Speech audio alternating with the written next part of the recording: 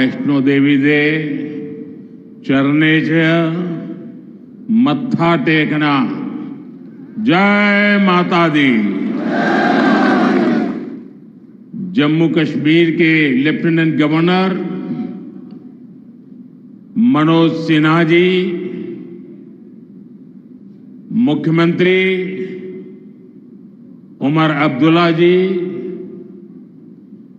केंद्रीय मंत्रिमंडल के मेरे सहयोगी अश्विनी वैष्णव जी, जितेंद्र सिंह, वी सोमन्ना जी, डिप्टी सीएम सुरेंद्र कुमार जी, जम्मू कश्मीर विधानसभा में नेता विपक्ष सुनील जी, संसद में मेरे साथी जुगल किशोर जी, अन्य जनप्रतिनिधिगण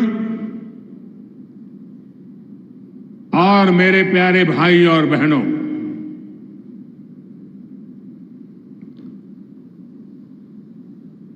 वीर जोरावर सिंह जी की ये भूमि है। मैं धरती को प्रणाम करता हूं। साथियों, आज का ये कार्यक्रम भारत की एकता और भारत की इच्छा शक्ति का विराट उत्सव है।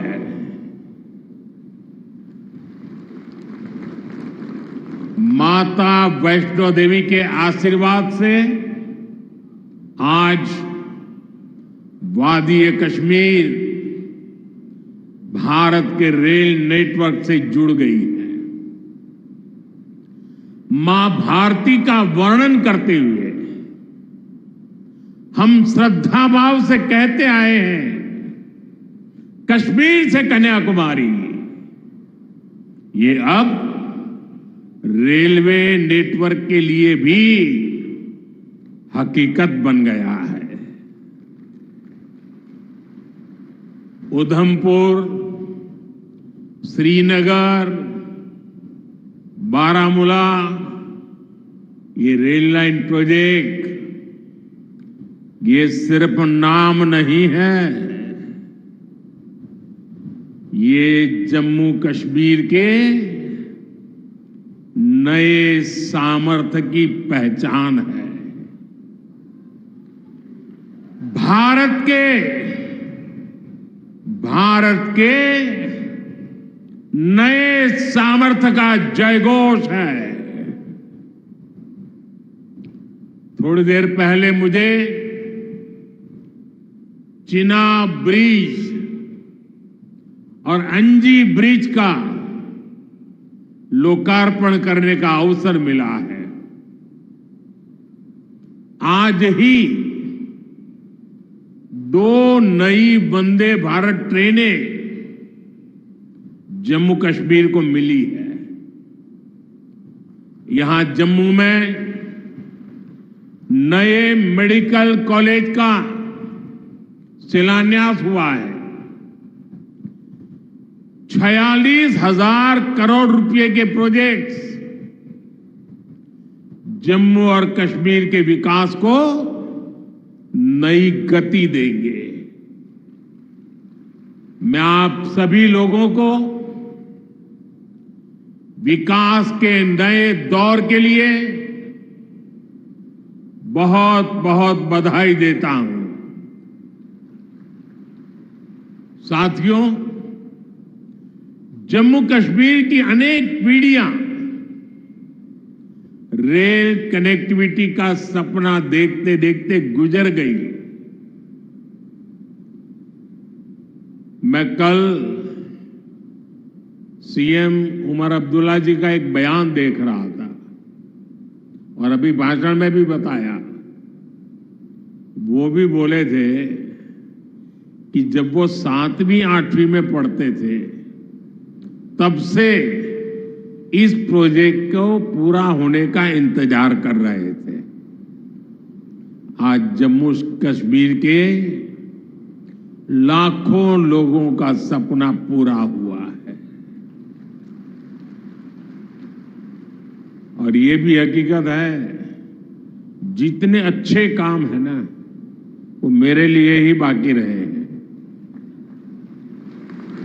साथियों, ये हमारी सरकार का सौभाग्य है कि इस प्रोजेक्ट ने हमारे कार्यकाल में गति पकड़ी और हमने इसे पूरा करके दिखाया।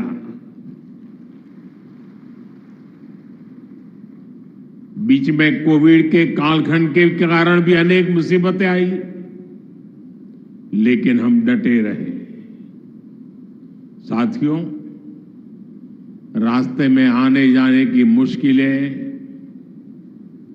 मौसम की परेशानी, लगातार पहाड़ों से गिरते पत्थर,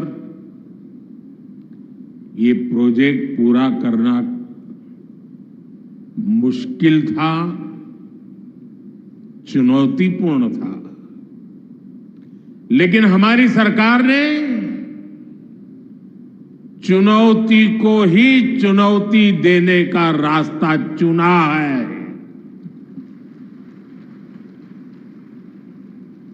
आज जम्मू कश्मीर में बन रहे अनेकों ऑल वेदर इंफ्रास्ट्रक्चर प्रोजेक्ट इसका उदाहरण है।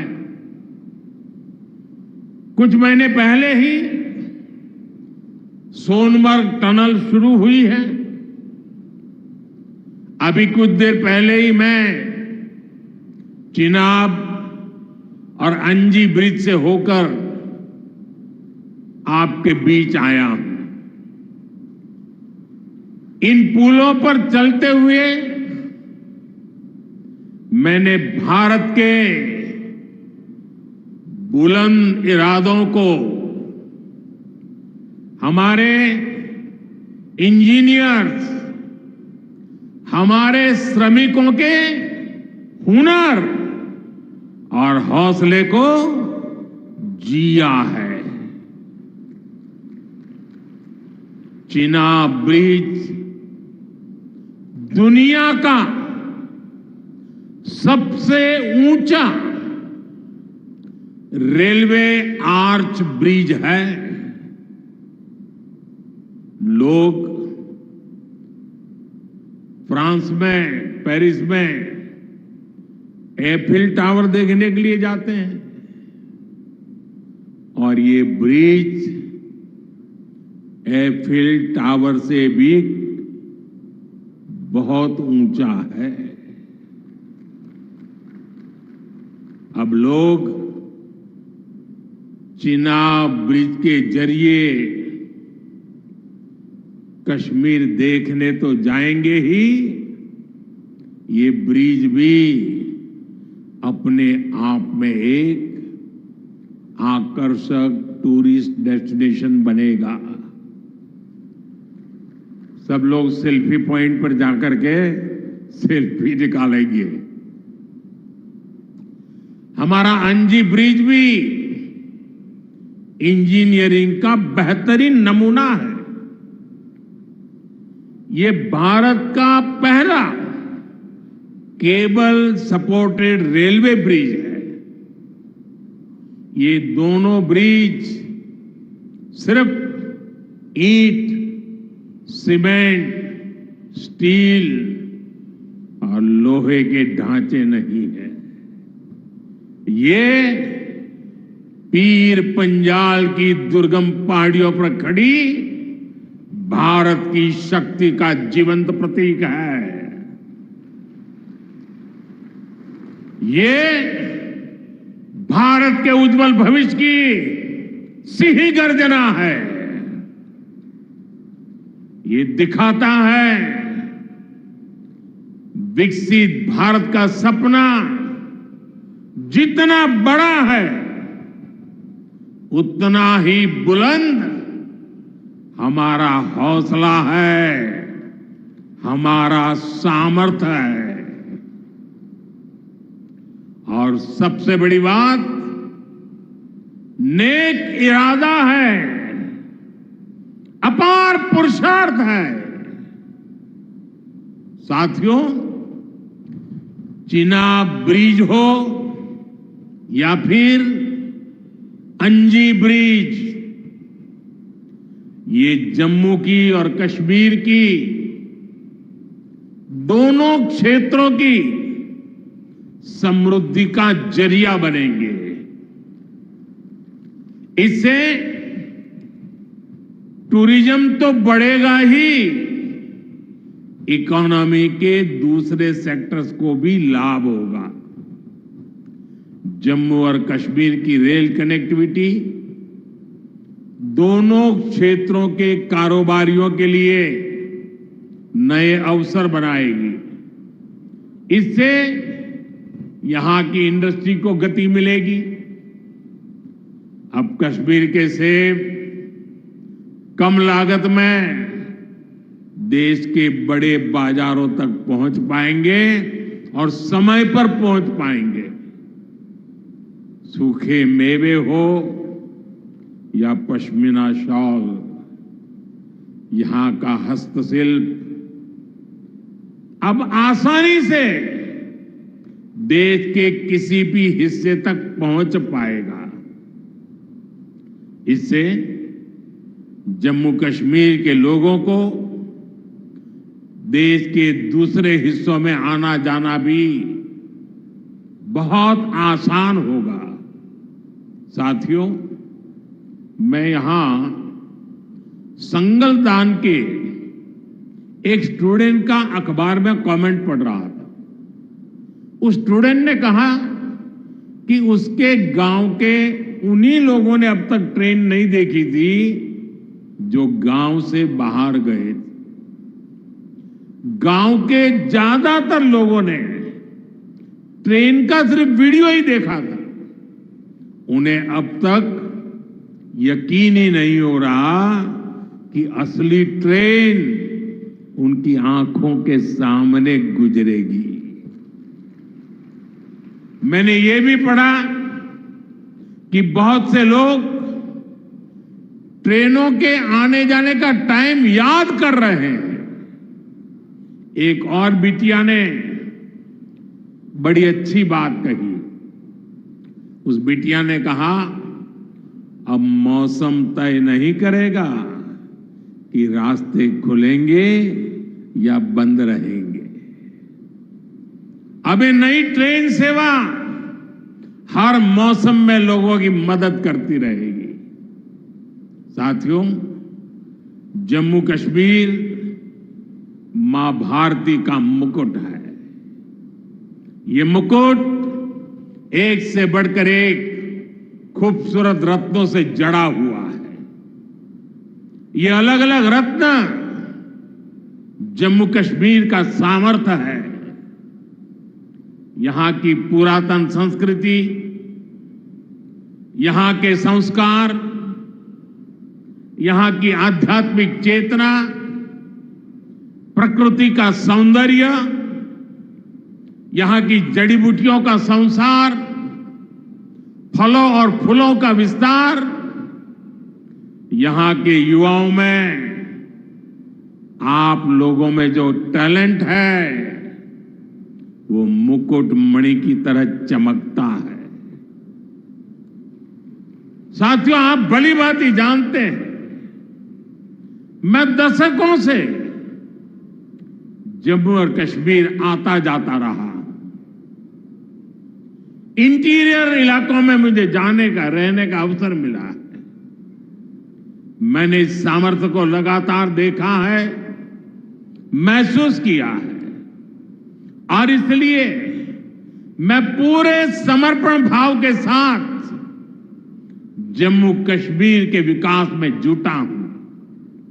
साथियों, जम्मू कश्मीर भारत की शिक्षा और संस्कृति का गौरव रहा है।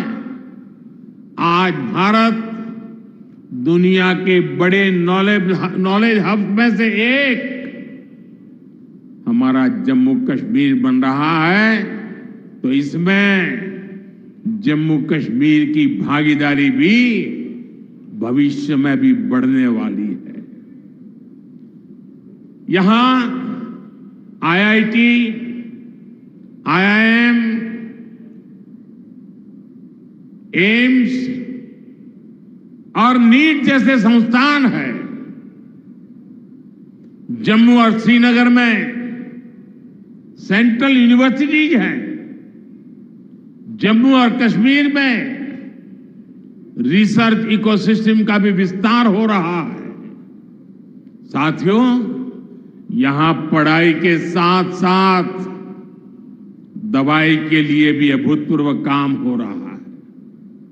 बीते कुछ सालों में ही 2 स्टेट लेवल के कैंसर संस्थान बने हैं। पिछले 5 वर्षों में यहां 7 नए मेडिकल कॉलेज शुरू किए गए हैं। आप भी जानते हैं, जब मेडिकल कॉलेज खुलता है तो उससे मरीजों के साथ ही उस क्षेत्र के युवाओं को भी सबसे ज्यादा फायदा मिलता है। जम्मू कश्मीर में अब एमबीबीएस की सीटों की संख्या 500 से बढ़कर 1300 तक पहुंच गई है। मुझे खुशी है कि अब रियासी जिले को भी नया मेडिकल कॉलेज मिलने जा रहा है।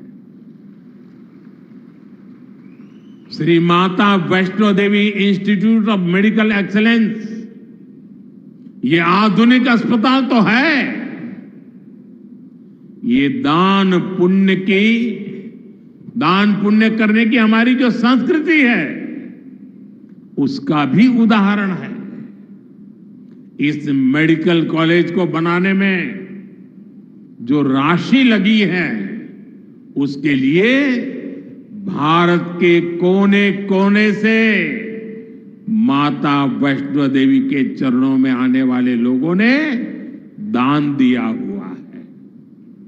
मैं श्री माता वैष्णो देवी श्राइन बोर्ड को, उनके अध्यक्ष मनोज जी को इस पवित्र कार्य के लिए बहुत बहुत शुभकामनाएं देता हूं। इस अस्पताल की क्षमता भी 300 बेड से बढ़कर 500 बेड की जा रही है। कटरा में माता वैष्णो देवी के दर्शन करने आने वाले लोगों को भी इससे बहुत सहूलियत रहने वाली है।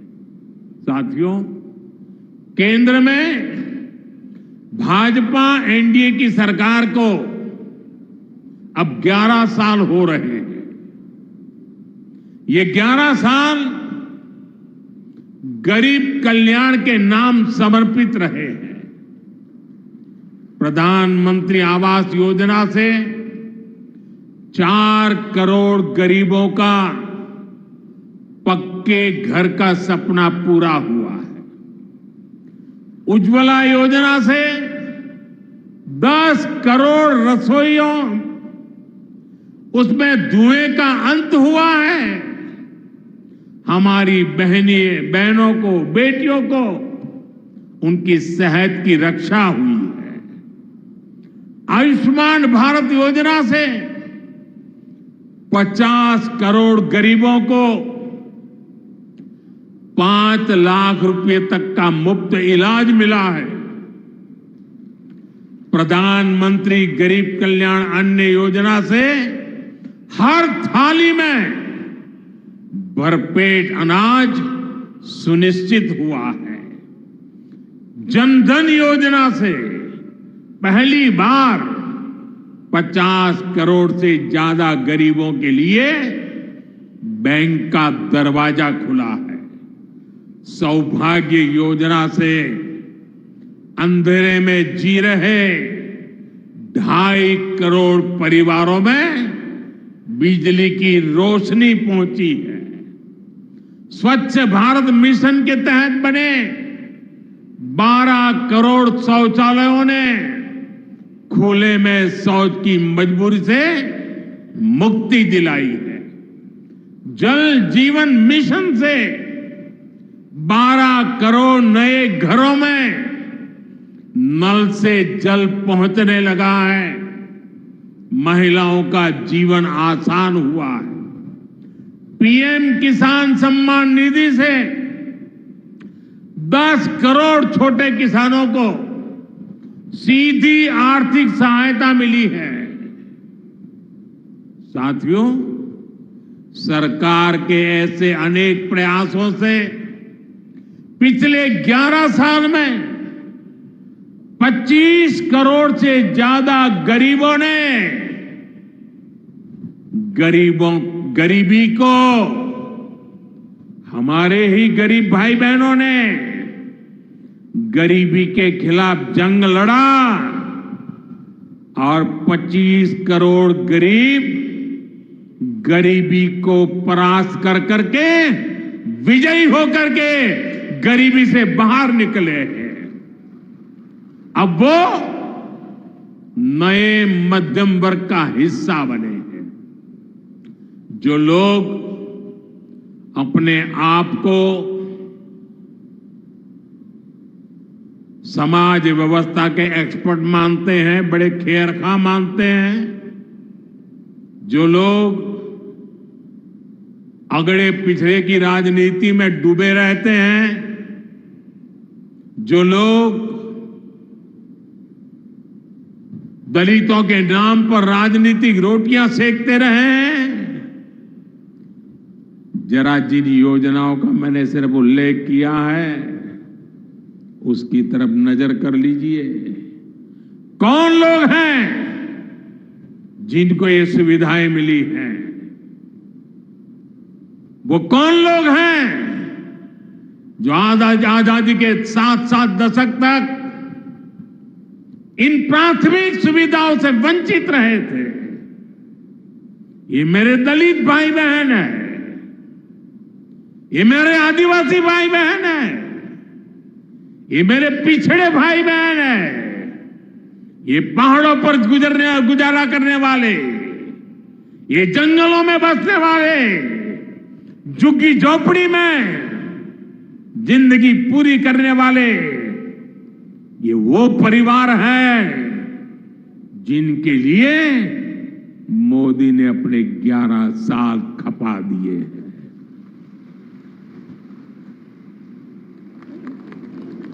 केंद्र सरकार का प्रयास है कि गरीबों को, नए मध्यम वर्ग को ज्यादा से ज्यादा ताकत दे। 1 रैंक 1 पेंशन हो, 12 लाख रुपए तक की सैलरी को टैक्स फ्री करना हो, घर खरीदने के लिए आर्थिक सहायता देना हो, सस्ती हवाई यात्रा के लिए मदद देनी हो, हर तरह से सरकार गरीब और मध्यम वर्ग के साथ कंधे से कंधा मिलाकर चल रही है। साथियों, गरीबों को गरीबी से मुक्ति पाने के लिए उनका मदद करना, लेकिन ईमानदारी से जीने वाले, देश के लिए समय समय पर टैक्स देने वाले मध्यम वर्ग की ताकत बढ़ाना, इसके लिए भी आजादी में पहली बार इतना काम हुआ है जो हमने करके दिखाया है। साथियों, हम अपने यहां नौजवानों के लिए लगातार रोजगार के नए अवसर बढ़ा रहे हैं और इसका एक अहम जरिया है टूरिज्म। टूरिज्म से रोजगार मिलता है, टूरिज्म लोगों को जोड़ता है, लेकिन दुर्भाग्य से हमारे पड़ोस का देश मानवता का विरोधी, मेलजोल का विरोधी, टूरिज्म का विरोधी,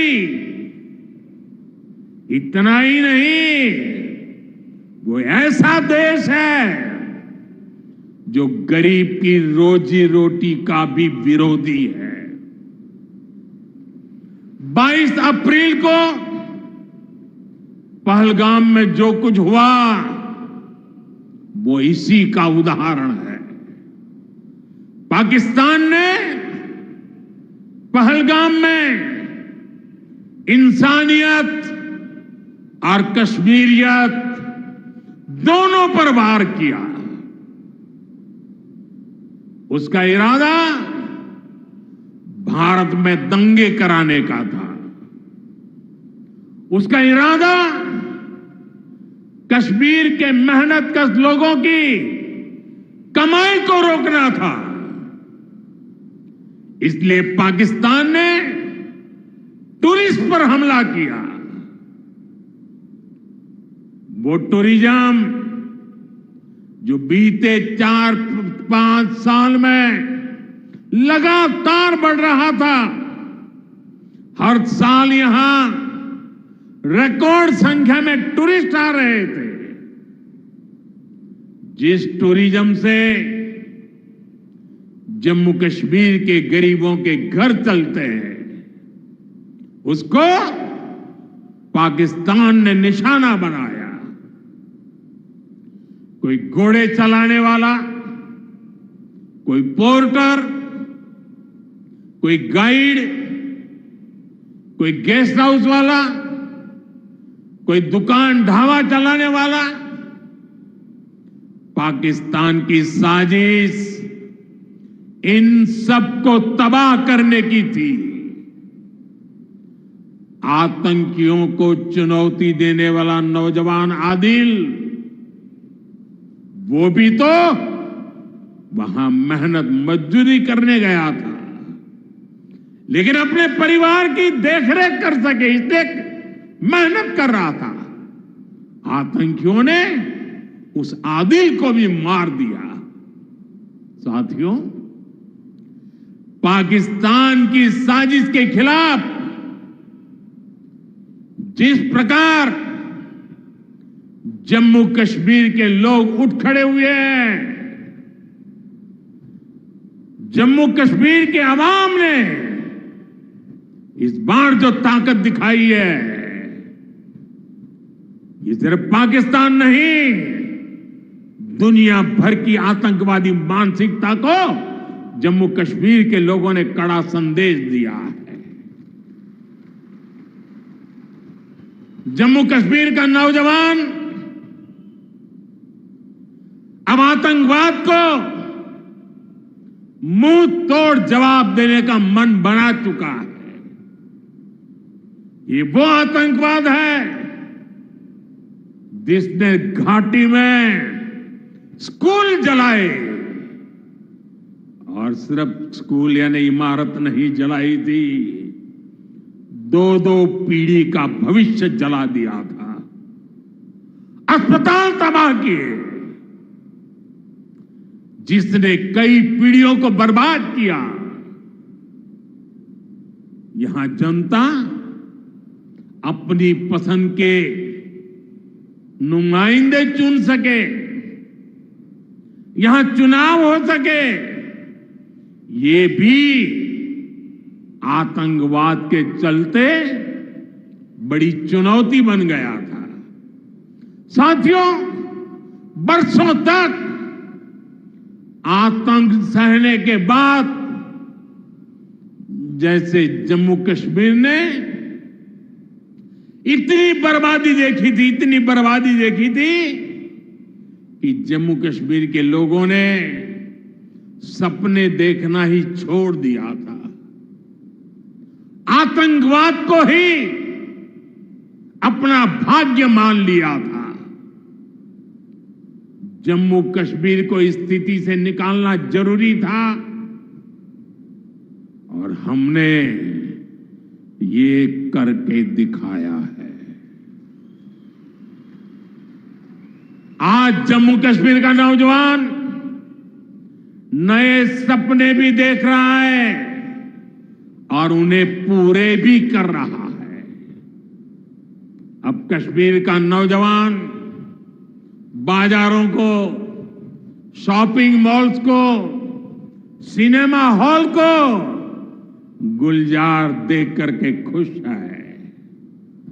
यहां के लोग जम्मू कश्मीर को फिर से फिल्मों की शूटिंग का प्रमुख केंद्र बनते देखना चाहते हैं। इस क्षेत्र को स्पोर्ट्स का हब बनते देखना चाहते हैं।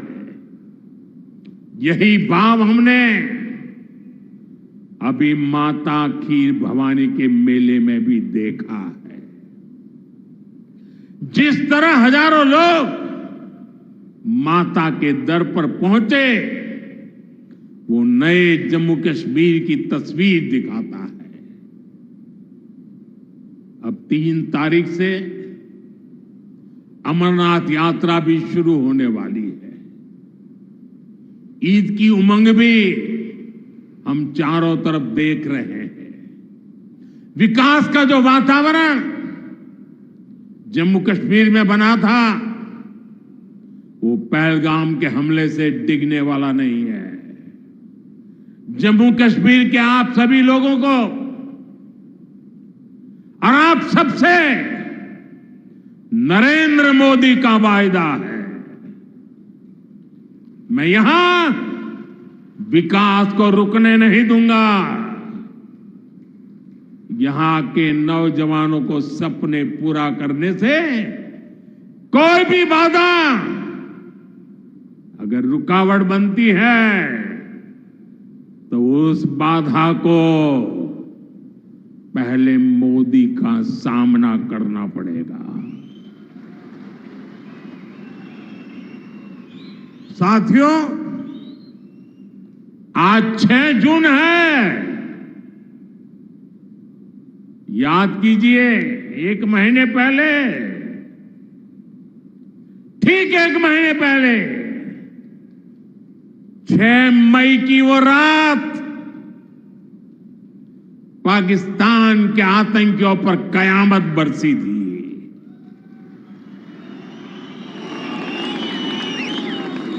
अब पाकिस्तान कभी भी ऑपरेशन सिंदूर का नाम सुनेगा तो उसे अपनी शर्मनाक शिकस्त याद आएगी। पाकिस्तानी फौज और आतंकियों ने कभी सोचा नहीं था कि भारत पाकिस्तान में सैकड़ों किलोमीटर अंदर जाकर के आतंकवादियों पर इस तरह वार करेगा। बरसों की मेहनत से उन्होंने आतंकी जो इमारतें बनाई थी, वो कुछ ही मिनटों में खंडहर में बदल गई है। और ये देख पाकिस्तान बुरी तरह बौखला गया था और उसने अपना गुस्सा जम्मू के, पूंछ के दूसरे जिलों के लोगों के पर भी निकाला। पूरी दुनिया ने देखा कि पाकिस्तान ने कैसे यहां घर उजाड़े, बच्चों पर गोले फेंके, स्कूल अस्पताल तबाह किए, मंदिर, मस्जिद, गुरुद्वारों पर शेलिंग की। आपने जिस तरह पाकिस्तान के हमलों का मुकाबला किया, वो हर देशवासी ने देखा है। इसलिए अपने परिवारजनों ने उनके साथ हर देशवासी पूरी शक्ति से खड़ा है।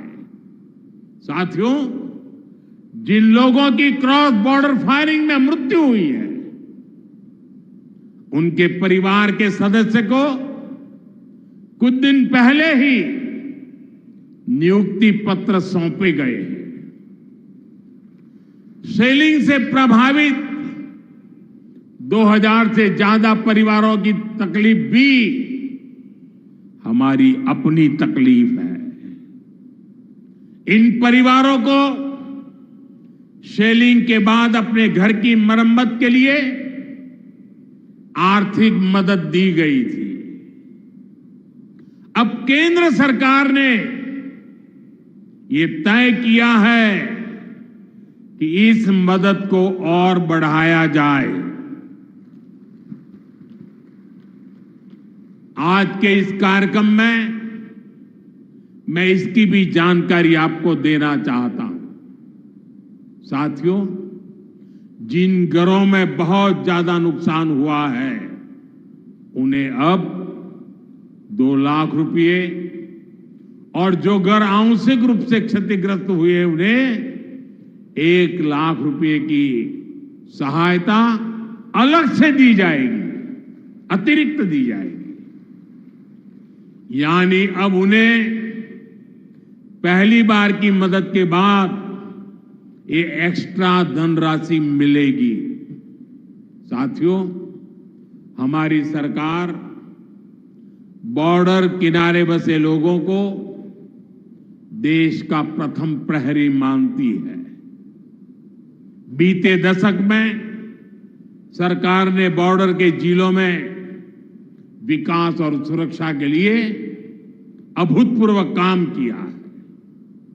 इस दौरान करीब 10,000 नए बंकर्स बनाए गए हैं। इन बंकरों ने ऑपरेशन सिंदूर के बाद बने हालात में लोगों का जीवन बचाने में बड़ी मदद की है। मुझे बताते हुए खुशी है कि जम्मू और कश्मीर डिवीजन के लिए 2 बॉर्डर बटालियन बनाई गई है। 2 वुमेन बटालियन बनाने का भी काम पूरा कर लिया गया है। साथियों, हमारा जो इंटरनेशनल बॉर्डर है उसके पास जो बहुत दुर्गम इलाके हैं वहां भी सैकड़ों करोड़ रुपया खर्च करके नया इंफ्रा बनाया जा रहा है। कठुआ से जम्मू हाईवे को 6 लेन का एक्सप्रेसवे बनाया जा रहा है। अखनूर से पुंछ हाईवे का भी चौड़ीकरण किया जा रहा है। वाइब्रेंट विलेज प्रोग्राम के तहत भी बॉर्डर के गांवों में विकास के काम को और गति दी जा रही है। जम्मू कश्मीर के 400 ऐसे गांव जहां ऑल वेदर कनेक्टिविटी नहीं थी, उन्हें 1800 किलोमीटर की नई सड़कें बिछाकर जोड़ा जा रहा है। इस पर भी सरकार 4,200 करोड़ रुपए से ज्यादा खर्च करने जा रही है। साथियों, आज मैं जम्मू कश्मीर के आप लोगों से, खासकर यहां के नौजवानों से एक विशेष आग्रह भी करने आया हूं। और जम्मू कश्मीर की धरती से मैं देश को भी आग्रह करना चाहता हूं। आपने देखा है कि कैसे ऑपरेशन सिंदूर ने आत्मनिर्भर भारत की ताकत दिखाई है। आज दुनिया भारत के डिफेंस इकोसिस्टम की चर्चा कर रही है और इसके पीछे एक ही कारण है, हमारी सेनाओं का मेक इन इंडिया पर भरोसा। सेनाओं ने जो कर दिखाया, अब वही हर भारतवासी को दोहराना है। इस साल के बजट में हमने मिशन मैन्युफैक्चरिंग की घोषणा की है। इस मिशन के तहत सरकार मैन्युफैक्चरिंग को नई उड़ान देने का काम कर रही है। मैं जम्मू कश्मीर के युवाओं से कहूंगा, आइए इस मिशन का हिस्सा बनिए। देश को आपकी आधुनिक सोच चाहिए, देश को आपके इनोवेशन की जरूरत है। आपके आइडिया, आपकी स्किल भारत की सुरक्षा को, भारत की अर्थव्यवस्था को नई ऊंचाई देंगे। पिछले 10 वर्षों में भारत एक बड़ा डिफेंस एक्सपोर्टर बना है। अब हमारा लक्ष्य है दुनिया के टॉप डिफेंस एक्सपोर्टर्स में भारत का नाम भी शामिल हो। इस लक्ष्य की ओर हम जितना तेजी से बढ़ेंगे उतनी ही तेजी से भारत में रोजगार के लाखों नए अवसर पैदा होंगे। साथियों, हमें एक और संकल्प लेना है। जो सामान भारत में बना हो, जिसमें हमारे देशवासियों का पसीना लगा हो, हम सबसे पहले उसे ही खरीदें। और यही राष्ट्रभक्ति है, यही राष्ट्र की सेवा है। सीमा पर हमें हमारी सेनाओं का मान बढ़ाना है और बाजार में हमें मेड इन इंडिया का गौरव बढ़ाना है। साथियों, एक सुनहरा और उज्जवल भविष्य जम्मू कश्मीर का इंतजार कर रहा है। केंद्र सरकार और यहां की सरकार मिलकर विकास के कार्यों में जुटे हैं, एक दूसरे को सहयोग कर रहे हैं। शांति और खुशहाली के जिस रास्ते पर हम आगे बढ़ रहे हैं, हमें उसे लगातार मजबूत करना है। मां वैष्णो देवी के आशीर्वाद से विकसित भारत, विकसित जम्मू कश्मीर का संकल्प सिद्धि तक पहुंचे, इसी कामना के साथ आप सभी को फिर से ये ढेर सारे विकास के प्रोजेक्ट के लिए और एक से बढ़कर एक शानदार प्रोजेक्ट के लिए मैं बहुत बहुत बधाई देता हूं। दोनों मुट्ठी बंद करके पूरी ताकत से मेरे साथ बोलिए, भारत माता की। आवाज हिंदुस्तान के हर कोने में गूंजनी चाहिए। भारत माता की, भारत माता की, भारत माता की, भारत माता की। बहुत बहुत धन्यवाद।